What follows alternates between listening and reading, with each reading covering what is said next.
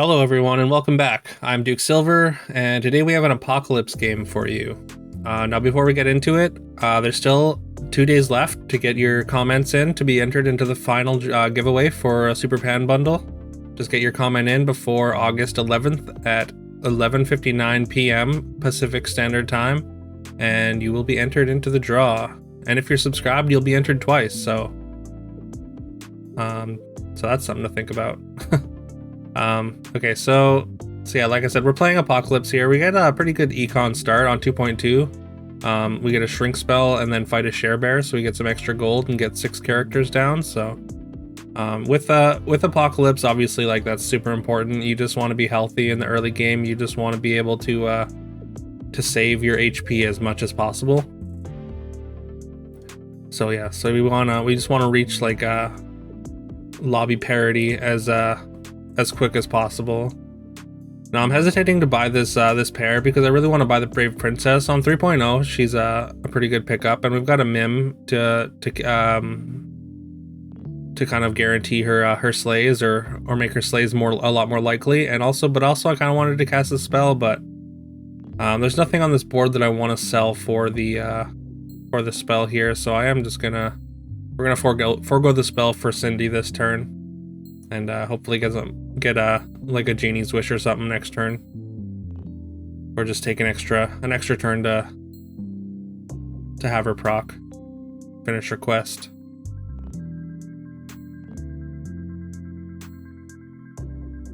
So yeah, we get the Brave Princess slay immediately. That's always a good sign. Yeah, we're definitely gonna lock experience. Of course, we are Apocalypse, so like we basically want to unlock every experience spell we see. Like effectively, we're just trying to play experience spells and build the strongest board around those purchases. And we get a second slay from the Brave Princess, so that's very exciting. 2 slays in a row with Brave Princess is pretty rare, and I found anyways.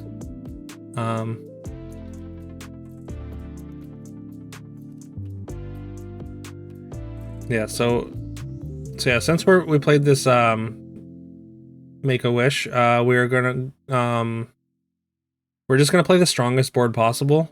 I'm not gonna worry about getting this Brave Princess slay this turn. Like we can always get it later eventually, but I really want to get the extra experience out of this spell. So we're gonna set up to do that as effectively as possible, as what I think is effectively as possible anyways. They get the stag though. The stag attack off is like really bad for us. We still get the Brave Princess slay, so that's a positive, even though we are gonna lose this fight. Unfortunately, we couldn't take down the golden pig there and get some extra gold, but we'll take a Ring of Rage. Again, we want like pure tempo treasures up until we get to 6. We just want to be as strong as possible. Pretty easy Dragon's Nest. We have a baby dragon, and also there's a feasting dragon in the shop, so normally scaling characters are like pretty bad on Apocalypse, but feasting dragon is kind of an exception since it scales your shop and you get to keep those scaling benefits after you've already hit 6 and lost your board.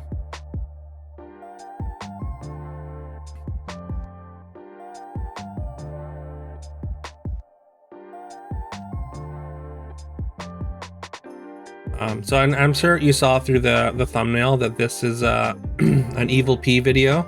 So I'm sort of gonna kind of break down as much as I can, like how to get into the Evil Pea comp that I've been kind of advocating about in the comments with some of you during our RP discussions, which I've enjoyed greatly, by the way. I love all the takes on peas, on whether you like it or you don't like it, and why. So yeah, we're gonna pick up another feasting dragon. As I said, it's something that I don't mind. If you're ahead on Apocalypse, getting that kind of scaling is really good and really benefits you later.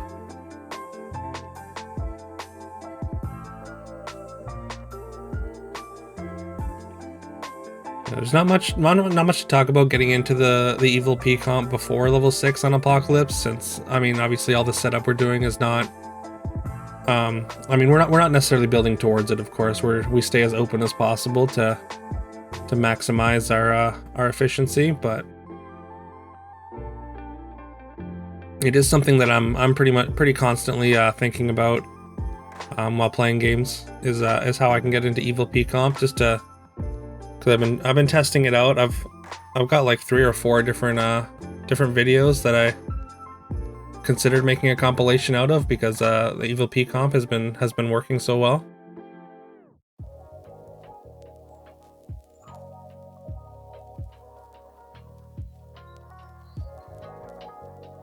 Yeah, we really just want to find experience on this turn and then lock it for, and then be able to go to 6th the following turn, but. Unfortunately, it doesn't look like we're going to find experience, so we'll just take a big range character. These Amy's with the Ring of Rage actually pose a decent threat in the back there. And these Feasting Dragons are pretty unlikely to slay at this point in the game, but they're still reasonably sized. At this point, our power is falling off a little bit. We've spent quite a few resources just rolling and trying to find experience.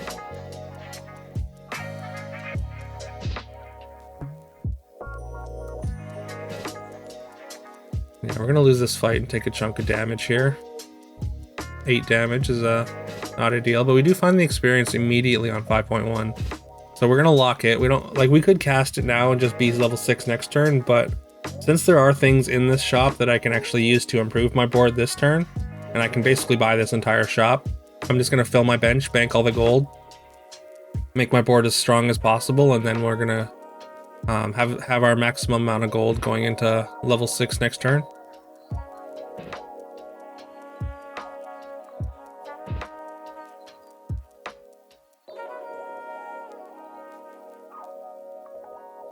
Trying to figure out if I should be playing this crafty or this sure shot, and I'm gonna go with the sure shot. And we might as well just clear out the shop. You never know what'll populate in there. Maybe there'll be a treasure that we can grab before going to level 6, but unlikely.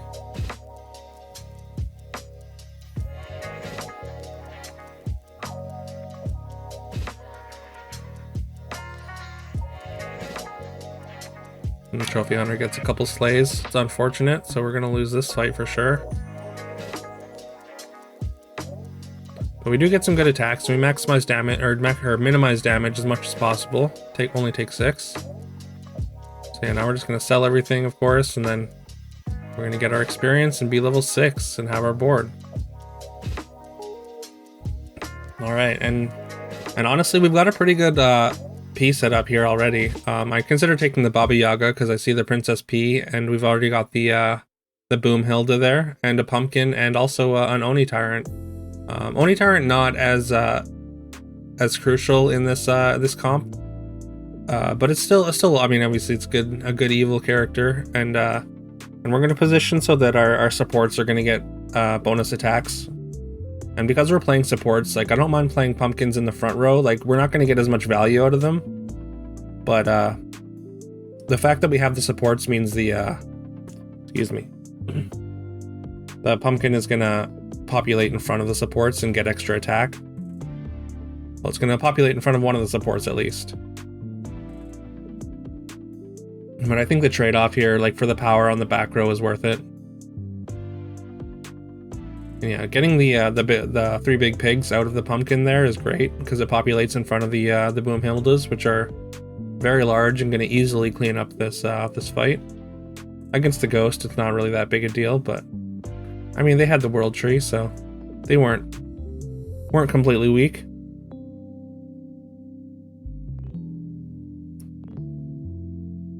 So yeah, basically we want to pick up like pumpkins, and we want things that are good in front of supports. Yeah, the Ring of Rage is a really good treasure. It's one of the sort of like key treasures for like a pumpkin comp. Like the Evil Pea comp kind of just wants to be a pumpkin comp with just with Princess P as well. And one of the things that I really like about P in the comp is like you get value out of it, even if it doesn't get to attack. There's a lot of things in the evil comps that really that need to attack to get value, like Doom Breaths and Medusas. So like they're all competing for the kind of first slot there. So since P doesn't compete for that slot at all, it just makes her, I feel like it just makes her fit really well into the comp.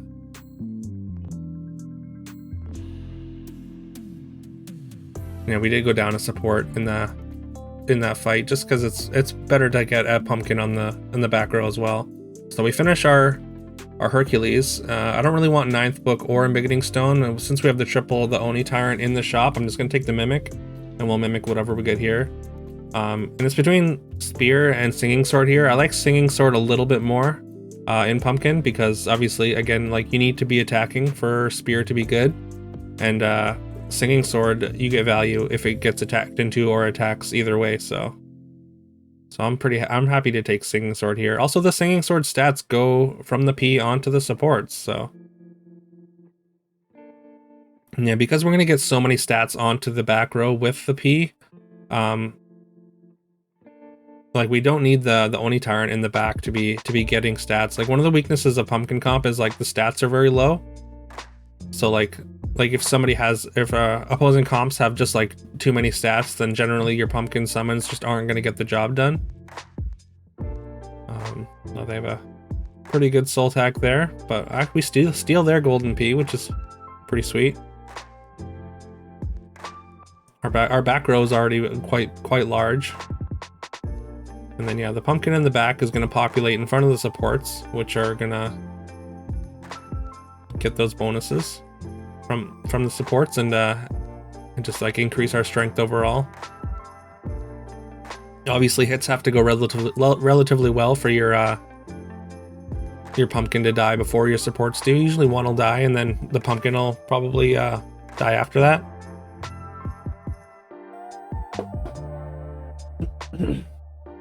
Excuse me. Alright, since we're not going to be able to buy much after or at this point, this Princess Peep is going to be good enough on the front row here. And same with this Cat's Call is going to be very good with the Mimic Singing Sword.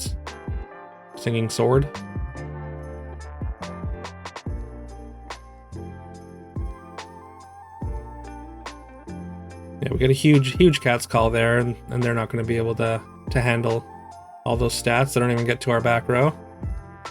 Alright, and then we get to triple our Pumpkin. Also, sorry, I kind of missed it, but we got a golden, when we tripled the Boomhilda, I took the Wand of Weirding. There's an argument for taking Box there just to try and high roll and get like a mirror or something, but I think Wand is actually one of like, it's one of the more important treasures for this comp, because like, I mean, we've got a P, but we want to turn it evil, right? So we're looking for Evil Twin, and Wand with Evil Twin and there's Evil Twin now. So we're gonna get a golden Evil P and also a regular Princess P, and it's gonna be a lot of stats on our Boomhilda there. So we're gonna want to pick up another support. I did pass a Baba Yaga there. But I am going to take the Baba Yaga here, just to get as much support behind these Princess Ps, and get these stats on ranged characters. And then we get another Pumpkin just for good measure. So yeah, like what I think about the strength of this build is all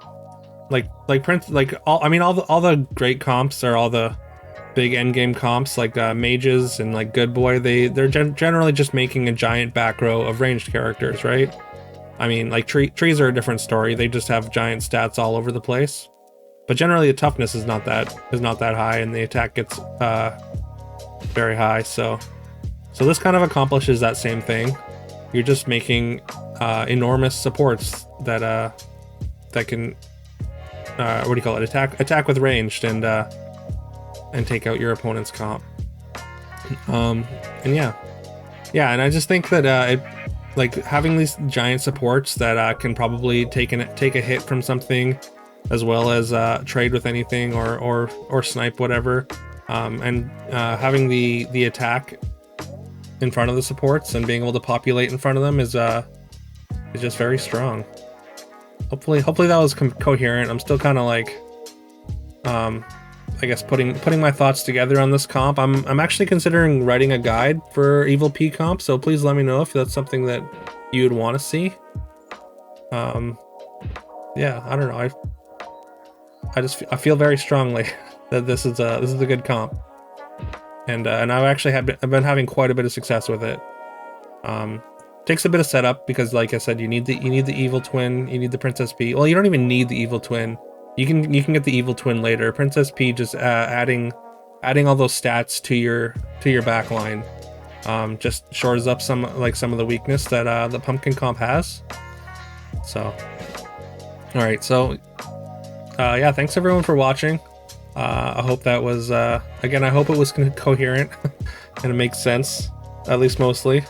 Yeah, please like and subscribe if you haven't already. It really helps the channel out. Really appreciate it. Make sure to get a comment in to be entered into the draw for the Super Pan bundle. Yeah, I will see you tomorrow.